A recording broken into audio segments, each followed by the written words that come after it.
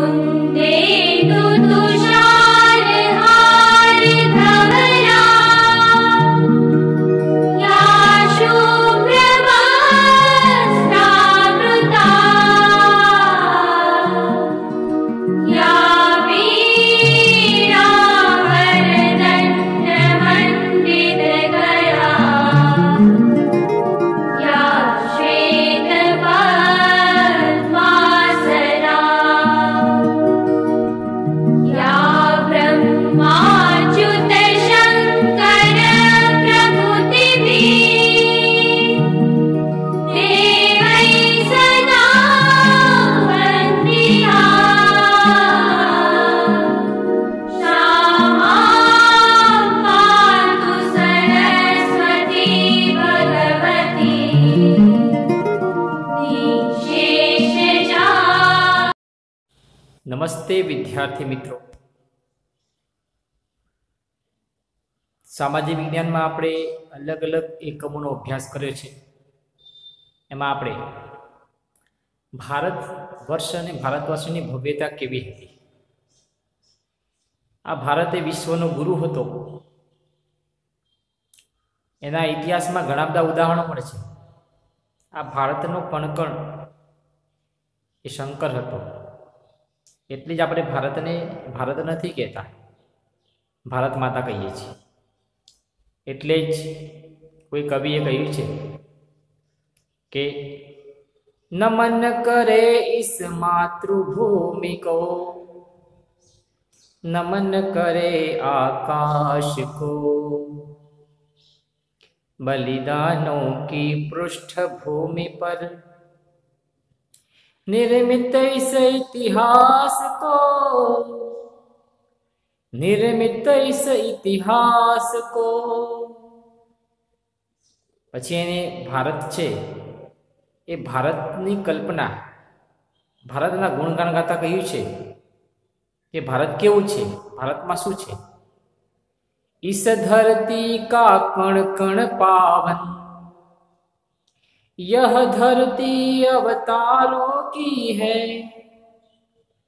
ऋषि मुनियों से वंदित धरती, धरती वेद पुराणों की है,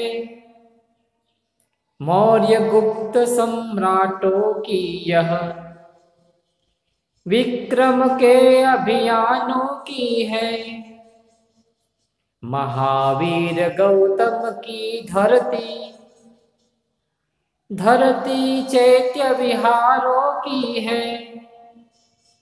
नमन करे झेलम के तट को, हिम मंडित कैलाश को, हिम मंडित कैलाश को। नमन करे इस मातृभूमि को, नमन करे आकाश को, बलिदानों की पृष्ठभूमि पर निर्मित इस इतिहास को, निर्मित इस इतिहास को। तो भारतनी भूमि छे, ए भूमिना गुणगान गाता ए कविए भारत विषे आ प्रकारनी कल्पना करी छे।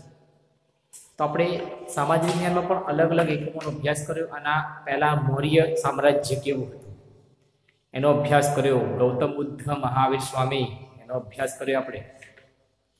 जी भारतवर्षनी भव्यता जोई। आजे आपणे एक नवा एकम एटले के गुप्त युग अने अन्य शासको एना विषे आजे आपणे शरूआत करवा जई रह्या छीए। तो जेटलो ज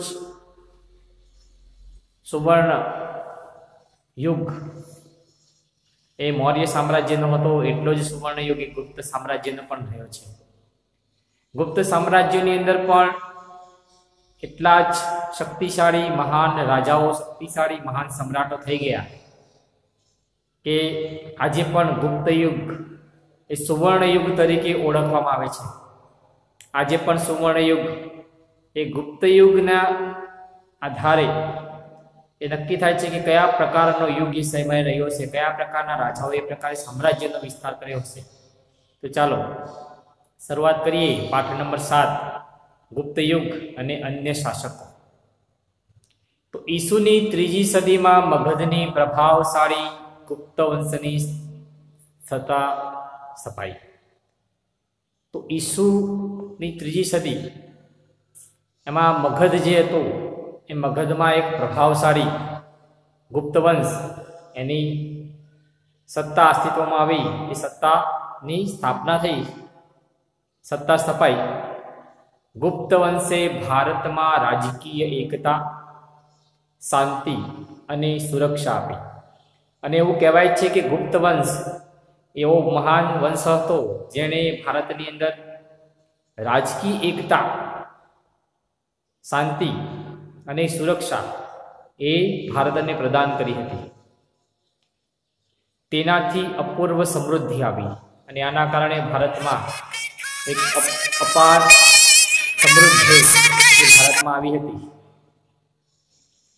આથી ગુપ્ત યુગને ભારતનો સુવર્ણ યુગ કહેવામાં આવે છે.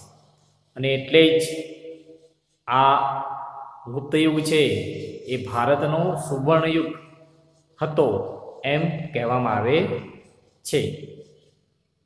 સુવર્ણ યુગ એટલે દેશની સમગ્ર પ્રજાની સર્વોત્કૃષ્ટ પ્રગતિ અને આબાદી.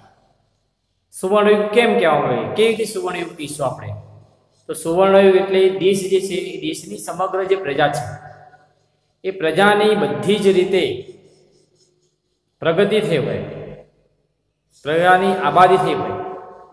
અને કેવી રીતે? તો સર્વોત્કૃષ્ટ રીતે, ઉત્કર્ષમાં ઉત્કર્ષ એટલે સર્વોત્કૃષ્ટ રીતે એ પ્રજાની પ્રગતિ અને આબાદી એ ગુપ્ત યુગમાં થઈ હતી. ગુપ્ત સમ્રાટોએ લોકોને શાંતિ અને સમૃદ્ધિ આપી. અને એવું કહેવાય છે ગુપ્ત જે સમ્રાટો થઈ ગયા એ મહાન સમ્રાટોએ ભારતના જે લોકો હતા એ લોકોને શાંતિ આપી અને સાથે સાથે સમૃદ્ધિ આપી. એટલે એ શાંતિથી રહી શકે એના માટેની બધી જ પ્રકારની વ્યવસ્થા, અને એ લોકો સમૃદ્ધિપૂર્વક પોતાનું જીવન નિર્વાહ કરી શકે. કોઈ પણ પ્રકારની સમસ્યા ના હોય, બધા જ લોકો સુખી હોય. એટલે સમૃદ્ધિ પણ આપી, જેની પ્રશંસા વિદેશી મુસાફરોએ પણ કરી છે. અને ભારતમાં જે વિદેશી મુસાફરો આવ્યા એ વિદેશી મુસાફરોએ પણ ભારતની ગાથા ગાતા એ લખ્યું છે કે ગુપ્ત યુગ એક મહાન યુગ હતો. એટલે વિદેશી મુસાફરોએ પણ એમના વર્ણનોમાં આ ગુપ્ત સામ્રાજ્ય છે એની ગાથા ગાઈ છે. ગુપ્ત યુગનો સુવર્ણ યુગ ઘણે અંશે ગુપ્ત સમ્રાટોનું સર્જન હતું. અને આ ગુપ્ત યુગ હતો એ સુવર્ણ યુગ કેમ કહેવામાં આવ્યો? તો એના ગુપ્ત સમ્રાટો જે થઈ ગયા એ ગુપ્ત સમ્રાટોએ એનું સર્જન કર્યું હતું, એટલે ગુપ્ત યુગને સુવર્ણ યુગ કહેવામાં આવતો હતો. તો આપણે જોયું કે ગુપ્ત યુગનો સુવર્ણ યુગ એ ઘણે અંશે ગુપ્ત સમ્રાટોનું સર્જન હતું.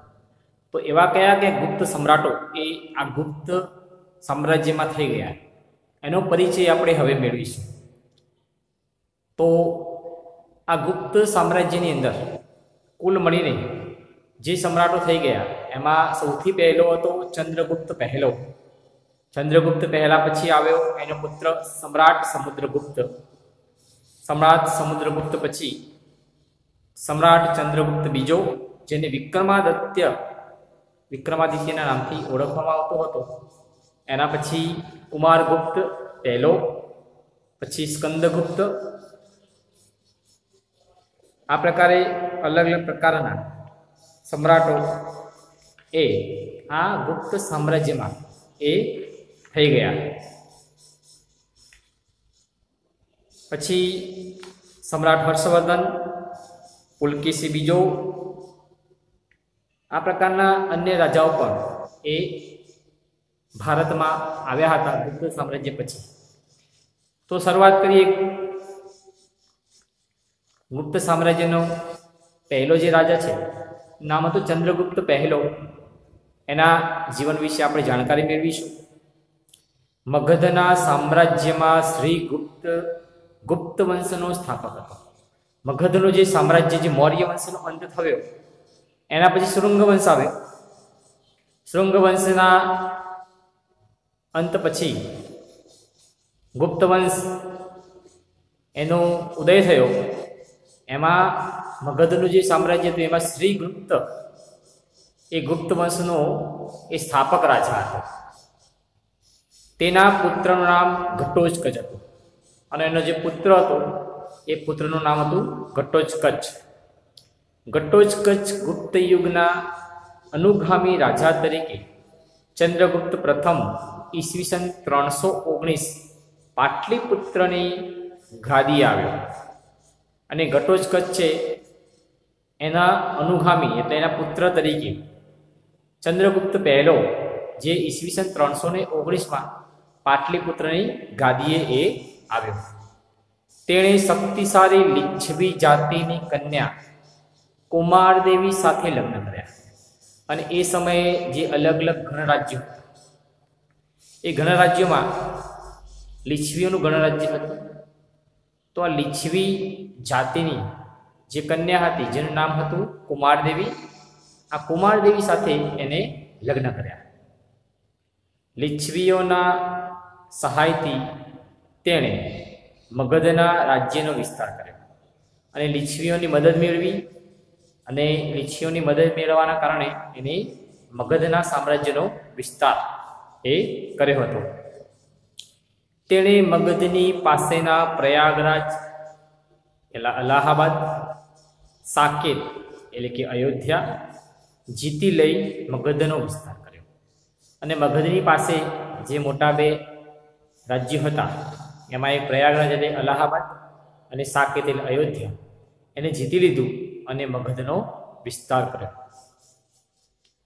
તેણે મહારાજને બદલે મહારાજાધિરાજ જેવું ગૌરવપ્રદ બિરુદ ધારણ કર્યું અને એને મહારાજને બદલે એક બિરુદ ધારણ કર્યું જે મહારાજાધિરાજ તરીકે ઓળખાયું. તેણે પોતાની સત્તા અને પ્રતિષ્ઠાની પ્રતીતિ કરાવવા સોનાના સિક્કા બહાર પડાવ્યા હતા અને પોતાની સત્તા છે એ સત્તા અને પ્રતિષ્ઠા એની પ્રતીતિ લોકોને થાય કે ચંદ્રગુપ્ત પહેલાં ચંદ્રગુપ્તની સત્તા કેવી છે, એની પ્રતિષ્ઠા કેવી છે, એનું માન જળવાય એના માટે એને સોનાના સિક્કા બહાર પડાવ્યા હતા. તેનો રાજ્યાભિષેક થયો ત્યારથી તેણે ગુપ્ત સંવત શરૂ કરાવ્યો અને એનો રાજ્યાભિષેક થયો એ રાજા બન્યો એટલે ગુપ્ત સંવતની શરૂઆત એણે કરાવી. એટલે ગુપ્ત સંવત જેમ અલગ અલગ સંવતો છે, વિક્રમ સંવત છે, એમ ગુપ્ત સંવતની શરૂઆત એ આ ચંદ્રગુપ્ત પહેલાએ એની શરૂઆત કરાવી હતી. સૌરાષ્ટ્રના વલ્લભી રાજ્યના શાસકોએ પણ આ ગુપ્ત વંશ સંવતનો સ્વીકાર કર્યો હતો અને સૌરાષ્ટ્રનું જે વલ્લભી રાજ્ય આપણે ભણ્યા કે વલ્લભી એ જૂની એક વિશ્વવિદ્યાલય વલ્લભીમાં હતી અને વલ્લભીના જે શાસકો હતા એમને પણ આ ગુપ્ત સંવતનો સ્વીકાર કર્યો હતો. ગુપ્ત સંવતના આરંભના કારણે હિંદના ઇતિહાસમાં કાળગણના અને કાળક્રમ અનુસાર ઐતિહાસિક બનાવોની ગોઠવણ શક્ય બની અને ગુપ્ત સંવતની જ્યારે શરૂઆત થઈ એના કારણે હિંદનો ઇતિહાસ એટલે ભારતનો જે ઇતિહાસ છે એ એની કાળગણના અને કાળક્રમ જે પણ બનાવો જે બન્યા એ બનાવો જે છે એની ઘટનાઓની જે ગોઠવણ એ શક્ય બની કે કયા પછી કયો બનાવ બન્યો એની ગોઠવણી એ શક્ય બની. તો આપણે જોયું કે ગુપ્ત વંશ હતો, ગુપ્ત વંશ એ સુવર્ણયુગ હતો, એ ગુપ્ત સમ્રાટોને આભારી હતો અને એમાં પ્રજાની શાંતિ અને સમૃદ્ધિ એ ગુપ્ત વંશને આભારી છે અને એવું કહેવાય છે કે ભારતમાં રાજકીય એકતા, શાંતિ અને સમૃદ્ધિ, સુરક્ષા આ ગુપ્ત વંશે આપી હતી. એટલે જ ભારતમાં અપૂર્વ સમૃદ્ધિ આવી હતી અને ગુપ્ત યુગ ભારતનો સુવર્ણયુગ બન્યો હતો. એના પછી આપણે જોઈએ ચંદ્રગુપ્ત પહેલો એમાં ગુપ્ત સામ્રાજ્યની સ્થાપના કરનાર હતો શ્રીગુપ્ત, જેને સ્થાપના કરી. એના પછી એનો પુત્ર ઘટોત્કચ આવ્યો. ઘટોત્કચ પછી એનો અનુગામી પુત્ર ચંદ્રગુપ્ત પહેલો ગાદી આવ્યો, એને લીછવી જાતિની કન્યા કુમારદેવી સાથે લગ્ન કર્યા. લગ્ન કરવાના કારણે એને એના સસરાનું અને લીછવી જાતિ એનું સહાય મળી, અને સહાય મળવાના કારણે એને પોતાના મગધના રાજ્યનો વિસ્તાર કર્યો. તેણે મગધ પાસેની અલાહાબાદ અને અયોધ્યા જીતી લઈ મગધનો વિસ્તાર કર્યો, અને એને મહારાજને બદલે મહારાજાધિરાજ એવું ગૌરવપદ બિરુદ ધારણ કર્યું. પોતાની સત્તા અને પ્રતિષ્ઠા વધારવા માટે સોનાના સિક્કા બહાર પડાવ્યા, અને પોતાનો રાજ્યાભિષેક થયો ત્યારથી ગુપ્ત સંવતની શરૂઆત એને કરાવી. અને ગુપ્ત સંવતની શરૂઆત થઈ ત્યારથી જ એ ભારતની જે ઇતિહાસ છે એની કાળગણના અને ઐતિહાસિક બનાવો જે બનતા હતા એની ગોઠવણી એ શક્ય બની. એટલે જ ગુપ્ત સંવત એ આજે પણ એ ગુપ્ત સંવતના આધારે જે પણ ઇતિહાસના બનાવો બન્યા એની જાણકારી આપણને પ્રાપ્ત થાય છે.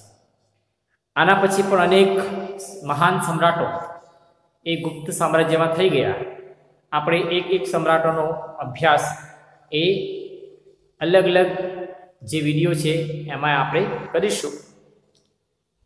આ બધા ગુપ્ત સામ્રાજ્યોમાં જે સમ્રાટો થયા એની માહિતી યુટ્યુબ પર સરળતાથી ઉપલબ્ધ છે.